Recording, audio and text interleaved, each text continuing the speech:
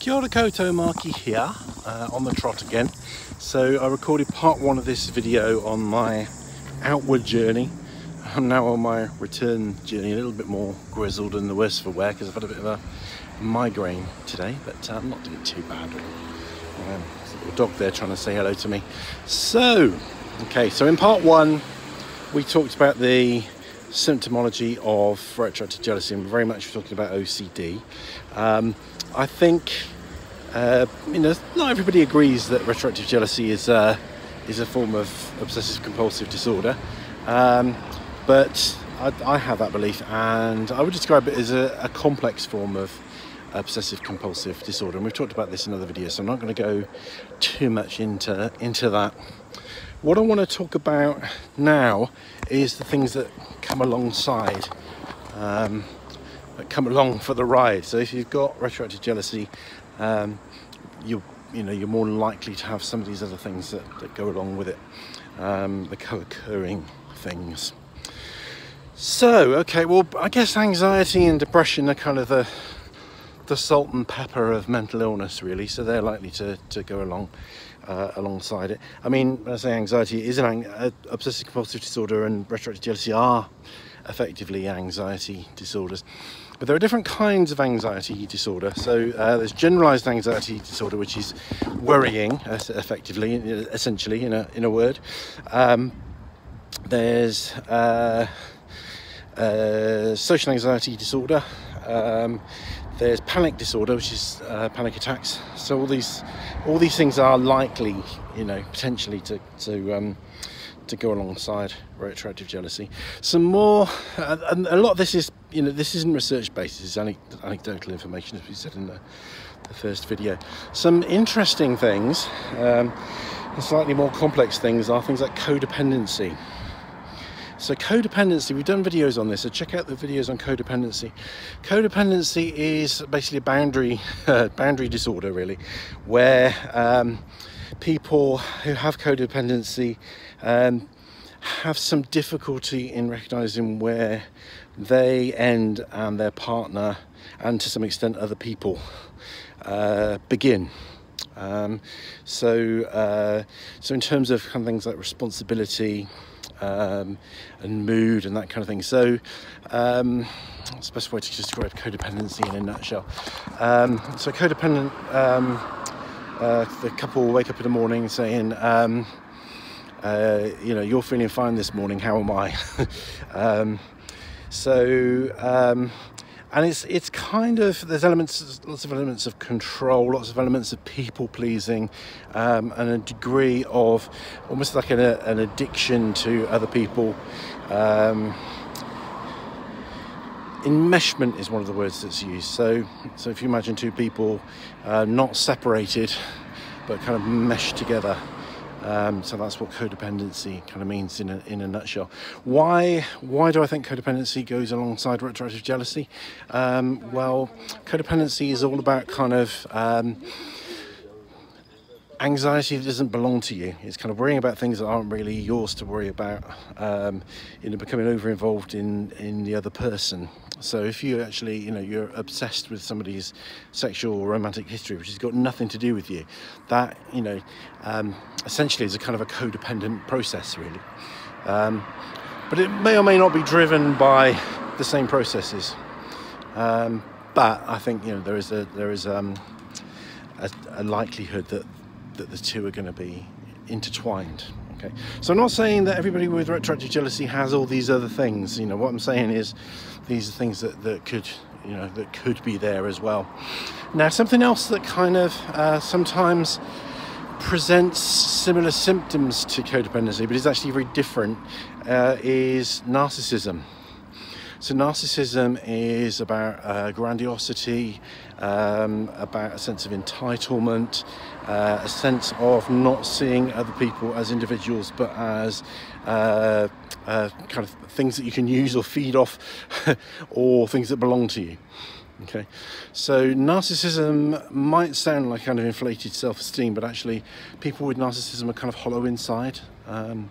The Wizard of Oz is used as an analogy for narcissism a lot. You know, if you remember, the Wizard of Oz is kind of, you know, it doesn't really exist. It's kind of all projection. There's a kind of grandiose and this amazing reputation, this wonderful wizard, but it's a bloke behind a screen at the end of the day, and that's really how narcissism is. So narcissism is really poor self-esteem, masked by an inflated kind of protective layer, if you like. So, and it's a very narcissistic thing if you think, you know, that you not only do you want to, complete loyalty and monogamy from your partner now, but you want them to have kind of, you know, on some level, you want them to have waited for you all your life before you even met. So that, you know, that's the kind of narcissistic kind of paradigm, really. So we've got narcissism, we've got codependency, we've got depression, anxiety, you know, it's different forms, things that go with retroactive jealousy. There are a couple of things that I think don't necessarily go with retroactive jealousy, but will make the treatment more difficult, or maybe make you more predisposed to symptoms.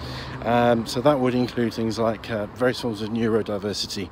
So that would include things like autism and ADHD. So ADHD, we've talked about this in other videos. Somebody with ADHD, basically there's a problem with dopamine with people with ADHD. So you can often become kind of very bored very easily and make trouble. So we talk a lot in retroactive jealousy about poking the bear. People with ADHD also poke various bears. So somebody with ADHD, let's take retroactive jealousy out of the picture now, just to illustrate the point. Somebody with ADHD might be having a picnic on a lovely beach with their partner. Everything's kind of great, but they'll niggle and they'll kind of ultimately kind of start an argument for no good reason.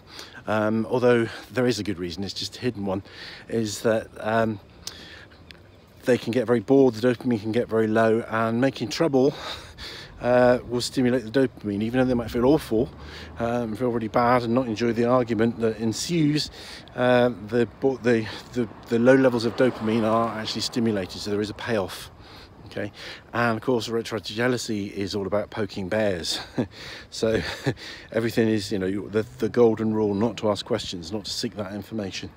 So if you have ADHD, then you're going to potentially find it harder to keep that golden rule and to wean yourself off that compulsion of seeking information. Autism. So autism, you know, kind of higher functioning, you know, so they talk about the spectrum, don't they? And they say if you've met one autistic person, you've met one autistic person, because it varies enormously. So I'm on the autistic spectrum and I'm ADHD. So autism, you are more likely to fixate on things. So that's something that's going to make your retroactive jealousy more tricky. So none of these things make recovery impossible, but they're going to make your recovery difficult if you don't know about them. If you know about them and you can get the right kind of information, the right kind of help, then you can get there. But if you don't know about them, then they can be kind of stumbling blocks for you. Now, okay, so.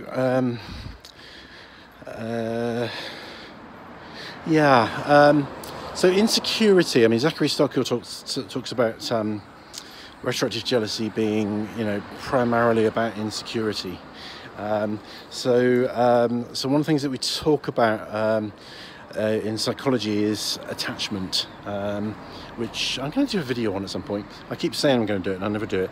But attachment is about the effects that our early childhood parenting or caregiving have upon us, in terms of how secure we feel and how we function on all kinds of different levels, but particularly in relationships. So people with poor attachment, let's say, we'll get into this more, and we have touched on it in other videos. I'm going to do a more detailed one at some point, I think. But people with poor attachment generally feel insecure. So the likelihood is that if you have retroactive jealousy, then you've got some kind of disordered attachment. And again, that can be remedied. Long-term therapy is the best cure, if you like, for attachment problems, because the thing about therapy, it's psychotherapy, counselling. People think it's, you know, it's about what the therapist says to you that heals you. And what the therapist says to you can be very helpful, but actually the relationship with the therapist and sticking around in long-term therapy, even when it gets tough, and even when you don't want to go, and even when you start to get really angry with your therapist, that is a kind of a reparative process, and it's like being reparented. So that can actually mend that attachment problem. So there's probably more stuff that we could talk about. I mean, I think, and I'm about to do a video on this, I think that there are parallels with some aspects of sex addiction. So this is something I'm planning to do a video on quite soon. I might even do it tonight, actually.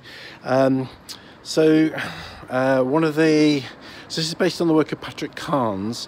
One of some of the core kind of values or some of the core components of sex addiction are beliefs that sex is, you know, vitally important, that you can't get your needs met, various things like that. I'm going to do a video on those, but I think there potentially is an overlap between sex addicts and people who have retroactive jealousy, mainly because of the importance that people place on sex.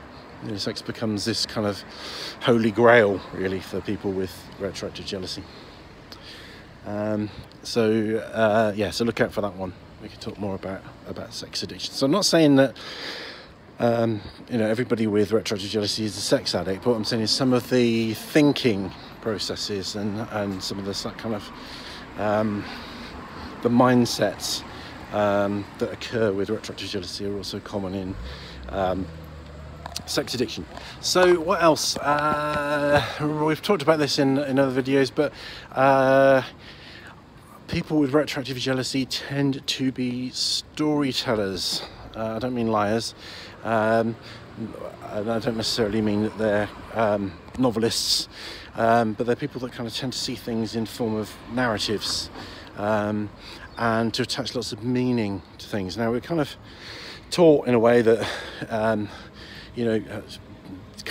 having a sense of meaning is important, and yes, it is, but you can attach too much meaning to things, and then we can become quite anxious and neurotic when we attach that meaning to things. So if you look at things like Buddhism, which is about detaching from things, having a lighter relationship with some of the things in life, in order to become enlightened, which kind of literally means to become light, as in not heavy, not weighed down, then I could give you a kind of sense of what I'm trying to convey.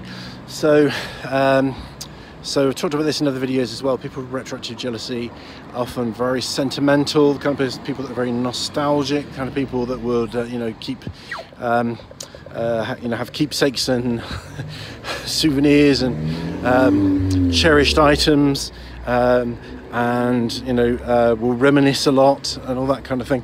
And romantic. So when I say romantic, I don't mean romantic necessarily in the sense of flowers and chocolates, but romantic in the sense of, my definition of romantic, really, which isn't a very romantic definition, is where I think romance is where you inject or project more meaning onto things than is actually there. For example, when we all kind of, fiction really is jam-packed full of romance. So pirates, take a look at kind of the whole image of pirates and the excitement of pirates, and kids like that, people say I'm a pirate, is a romance. It's something that's been projected onto pirates. There are pirates in the modern day world, and they are not nice. They are not kind of characters you would want to hang around with. Particularly despicable people that do some really terrible things. But we, a bit like kind of modern day kind of drug dealers, really. But we kind of, when history, the passing of a few centuries means that we put this kind of glow, we project this kind of exciting, dramatic facade over these things, and that's what people with retroactive jealousy do. They kind of you know, make too much of relationships, too much meaning. So therefore, that, you know, that sex, you know, or intimacy becomes this kind of sacred thing that, you know, how could you have ever been intimate or sexual with somebody else? You know, it's like kind of it's like giving away your soul. It's you know, how could you do that? How could you trade your sacred pearls so lightly? You know, that's how we think often with retroactive jealousy. So I'm sure there's some things I've left out, because there usually are, in which case there might be a part 3. But for now, we'll call this a day on part 2.